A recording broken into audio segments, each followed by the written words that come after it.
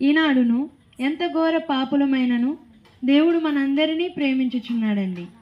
మనందరమును పాపములోను శాపములో నశించిపోవచ్చుండగా దేవుడు మనందరినీ ప్రేమించి తన సొంత కుమారుని లోకానికి పంపించి మన అపరాధం నిమిత్తము ఆయన మరణించినట్లుగాను ఆయనే బలి అయినట్లుగా మరణించి సమాధి చేయబడి తిరిగి 3వ దినాన లేచి ఉన్నారండి. ఆయన మనందరికీ పరలోక రాజ్యమును సిద్ధపరిచి ఉన్నారు. ఆయన యందు విశ్వాసం ఉంచిన వారు నీతిమంతులుగా తీర్చబడి దేవుని రాజ్యమునకు వారసులవుతున్నారండి. దేవుడు మనందరినీ కూడా ఇటు రీతిగా ప్రేమించి ఘనమైన కార్యము చేసి ఉన్నారు. ఇప్పుడు యేసు క్రీస్తునందు ఎందరైతే విశ్వాసం ఉంచుతారో వారు నశింపక నిత్య జీవం పొందుకుంటున్నారండి.